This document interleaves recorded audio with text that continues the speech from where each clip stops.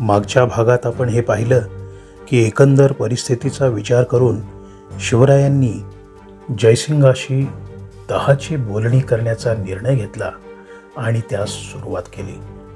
शिवराय आणि जयसिंग यांच्यामध्ये बऱ्याच वाटाघाटी होऊन शेवटी तहाच्या अटी ठरल्या. जयसिंगाची कूटनीती काय होती हे त्याने औरंगजेबास लिहिलेल्या पत्रावरून दिसून येते. तो पत्रात लिहितो, मी एकही किल्ला शिवाजीच्या ताब्यात राहू देणार नाही. जयसिंगाचा दुसरा हेतू असा होता की शिवरायांना मुघलांच्या चाकरीत घेऊन त्यांचा उपयोग विजापूरकरांविरुद्ध करायचा आणि बरेचसे किल्ले आणि मुलूक त्यांच्याकडून घेतला म्हणजे शिवरायांचे राज्य आपोआपच कमजोर होईल. त्याबरोबरच पावसाळा देखील जवळ आलेला होता आणि पावसाळ्यामध्ये मुघली फौजांचे अतोनात हाल झाले असते. याशिवाय इतर कोणत्याही कारणासाठी वेढा जर लांबला असता तर त्याचा निकाल जयसिंगास इष्ट असाच झाला असता अशी काहीही खात्री नव्हती. त्यामुळे तहाच्या वाटाघाटी लवकर करणे त्याच्या देखील हिताचेच होते. शेवटी तहाच्या अटीनुसार जयसिंगाने शिवरायांकडून 23 किल्ले आणि 4 लाख उत्पन्नाचा प्रदेश घेतला. औरंगजेबास लिहिलेल्या पत्रातल्या मजकुराप्रमाणे त्याला सगळे किल्ले मात्र घेता आले नाहीत.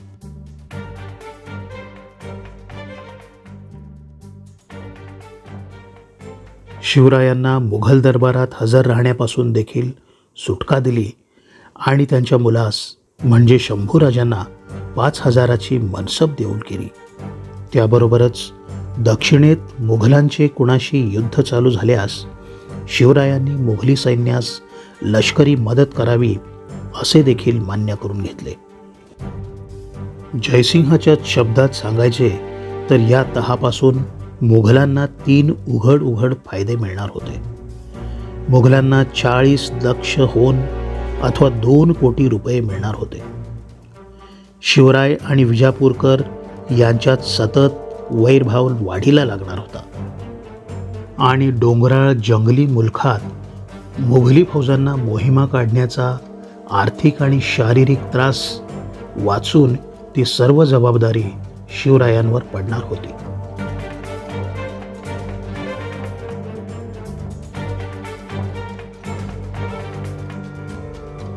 शिवरायांच्या दृष्टीने विचार करता या तहाने साधलेली राजनैतिकदृष्ट्या महत्त्वाची गोष्ट म्हणजे राज्याचे उत्पन्न निम्म्याहून कमी झाले होते.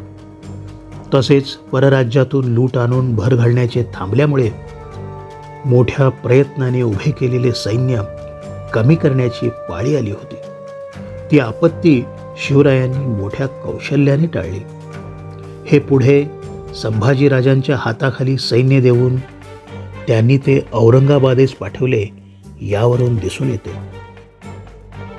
आणि मुख्य म्हणजे मुघलांच्या प्रचंड मगरमिठीतून शिवरायांनी तात्पुरती का होईना परंतु यशस्वीरित्या आपल्या राज्याची सुटका करून घेतली.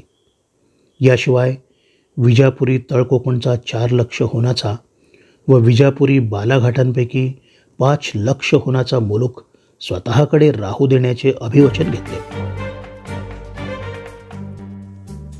दिलेर खानास मात्र हा शांततामय तह वेढ्याचा अंतिम परिणामाच्या दृष्टीने अजिबात मान्य नव्हता. त्याच्या लष्करी लौकिकास धोका बसणार होता आणि विजयाची एक चालून आलेली संधी हातून जाणार होती. यशाचे पारडे दिलेर खानापेक्षा जयसिंहाकडेच जास्त झुकणार होते. त्यामुळे युद्ध तहकुबीस त्याने अनुमती देण्याबद्दल बरीच चालढकल केली. परंतु जयसिंहाने त्याची योग्य ती समजूत काढून युद्ध तहकुबी आणि तह मान्य करावयास लावला.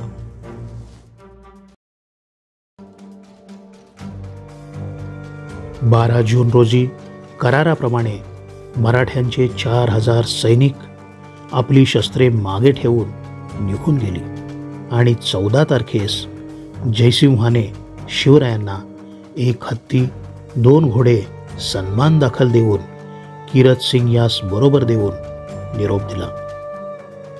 पुरंदर किल्ला मुघलांच्या ताब्यात आला. तसे पाहिले तर 10च्या काही अटी अत्यंत जाचक होत्या, तरीही शिवरायांनी त्या मान्य केल्या. त्याचे संभाव्य कारण म्हणजे प्राप्त परिस्थितीस अन्य तोड नव्हती, आणि दुसरे म्हणजे शिवरायांचा स्वतःच्या कर्तृत्वावर असलेला दुर्दम्य विश्वास आणि आपल्या ध्येयावर असलेली अढळ श्रद्धा होय.